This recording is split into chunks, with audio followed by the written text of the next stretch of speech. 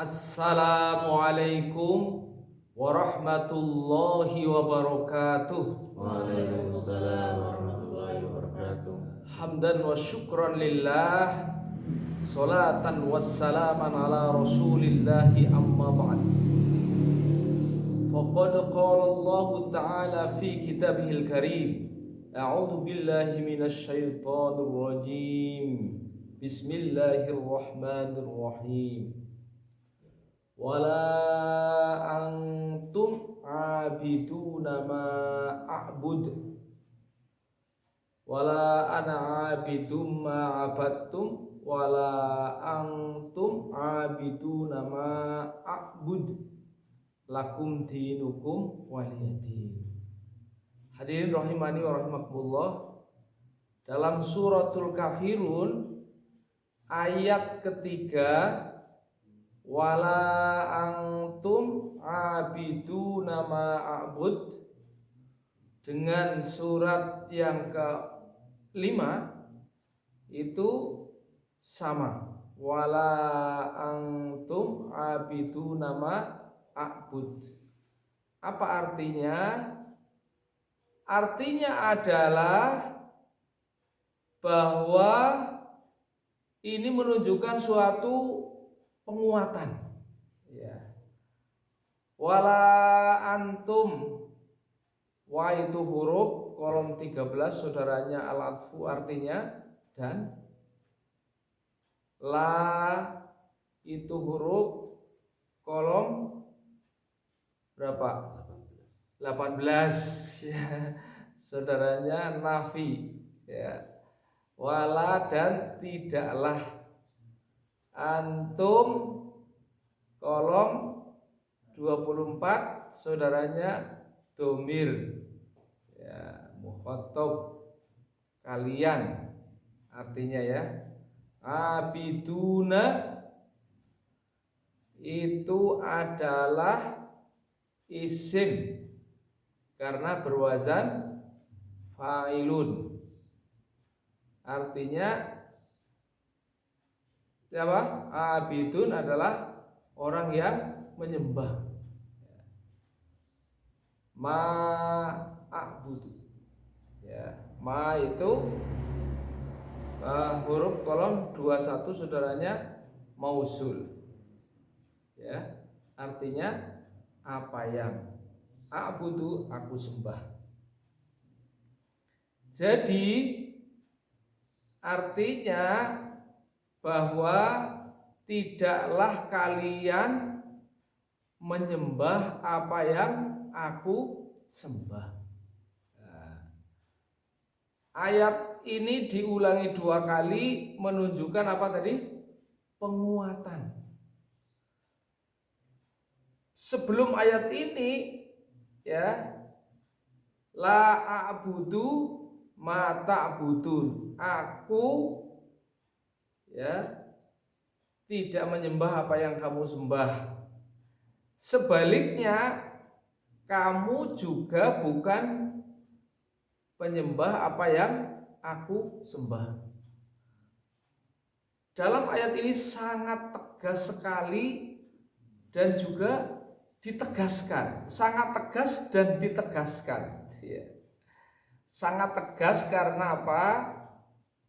Karena bunyi ayatnya menunjukkan sebuah pernyataan yang eksplisit bahwa kalian, ya, bukan penyembah apa yang aku sembah. Mengapa? Karena di sini Nabi menghadapi orang-orang yang hatinya tertutup, ya.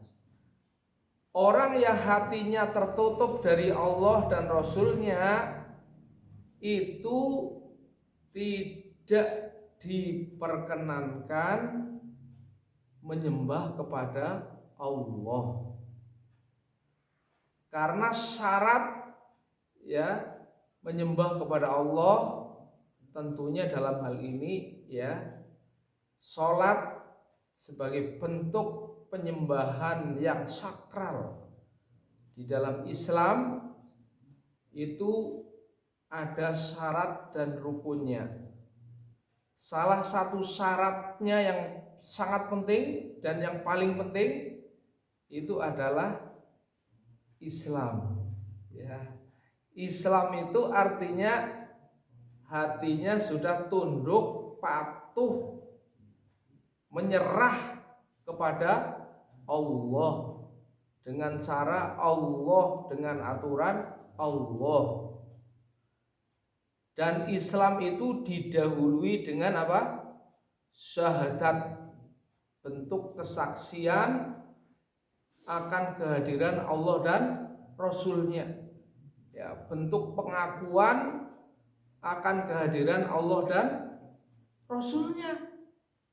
Jadi kalau orang belum syahadat, artinya belum menerima kehadiran Islam, walaupun dia sholat dengan tata cara sholat yang benar secara fisik, ya, menghadap kiblat dan seterusnya, tetapi karena hatinya masih tertutup, gitu ya, maka dia bukanlah sholat, ya.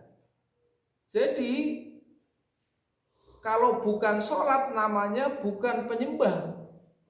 Artinya selama hatinya masih tertutup dari kehadiran Allah dan Rasul-Nya, maka seandainya dia sholat, maka sholatnya pun tidak dianggap sholat, tidak dianggap ibadah. Karena kata kunci dari sholat dan ibadah itu adalah memenuhi syarat dan rukun-rukunnya, di mana syarat yang terpenting dari semua itu adalah sudah bersyahadat Islam, ya kan? Jadi orang yang hatinya tertutup belum menerima Islam, maka dia bukan penyembah Allah Subhanahu wa ta'ala. Hadirin rahimani wa rahimakumullah, pernyataan ini diulangi 2 kali. Karena apa? Menunjukkan adanya penekanan yang sangat penting bahwa Islam itu suatu kemuliaan, Islam itu mulia, Islam itu tinggi, Islam itu suci. Ya, dikatakan al-Islamu ya'lu wala yu'la alai. Islam itu tinggi dan tidak ada yang melebihi tingginya Islam. Islam itu suci. Karena suci, tinggi dan mulia, maka harus dilakukan dengan ketinggian jiwa, kemuliaan dan kesucian jiwa. Syahadat adalah pensuci jiwa dari kotoran-kotoran yang ada dalam hati. Ya. Maka termasuk ucapan syahadat, ucapan la ilaha illallah, itu kenapa dia lebih besar, lebih berat daripada 7 petala langit dan bumi, karena makna syahadat adalah begitu besar, begitu mulia, membersihkan hati dari segala karat-karat hati. Ya. Makanya kemarin kita ulang-ulang apa yang menjadi sabda Nabi, qulu la ilaha illallah tuflihu. Ya. Nah, ini pernyataan wala antum abidu nama abud, kalian bukan penyembah Allah, gitu ya. Kalau penyembah Tuhan masih mungkin, ya, karena Tuhan orang yang hatinya masih tertutup dengan Allah dan Rasul-Nya, Tuhannya banyak, ya. Tuhannya banyak sehingga mereka menyembah Tuhan. Tuhan-Tuhan itulah yang kemudian disebut berhala, ya. Jadi kalau menyembah Allah tidak boleh dicampur dengan menyembah berhala, ya, menyembah yang lain. Kalau menyembah kepada Allah, maka Allah Tuhan yang satu. Ya. Qul huwallahu ahad. Ya. Allahu somad, kan gitu. Allahus somad, ya. Allah yang satu, Allah tempat bergantung, ya. Jadi kalau orang masih punya gantungan-gantungan yang lain, masih bersandar kepada yang lain selain kepada Allah, sesungguhnya dia telah membuat kesyirikan. Kalau membuat kesyirikan namanya hatinya tercampur dengan kotoran, ya. Kalau hatinya tercampur dengan kotoran, maka Allah tidak ada di situ. Keagungan Allah tidak ada di situ, ya. Misalnya kalau ada susu, ya, susu tidak boleh tercampur, ya, kecuali dengan yang baik-baik, ya. Susu sebagai lambang kebaikan kok dicampur dengan air kencing, ya, sebagai lambang kebatilan misalnya, maka susu tidak bisa diminum. Begitu juga hati yang masih tercampur dari keagungan selain Allah, maka sesungguhnya hati ini telah rusak. Karena apa? Tercampur dengan kotoran-kotoran hati. Pembersihnya adalah la ilaha illallah.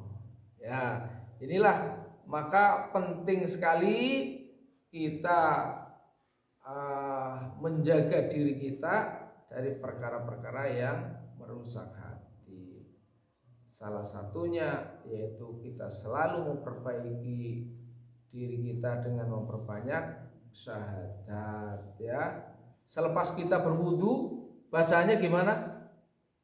Setelah kita berwudu, kita syahadatkan asyhadu alla ilaha illallah wa asyhadu anna muhammadan abduhu wa rasuluh. Jadi kalau begitu kita selalu memperbaiki syahadat setiap saat setelah berwudu dan kita akan melakukan sholat. Begitulah menjadi tazkiyatun nufus daripada hati kita.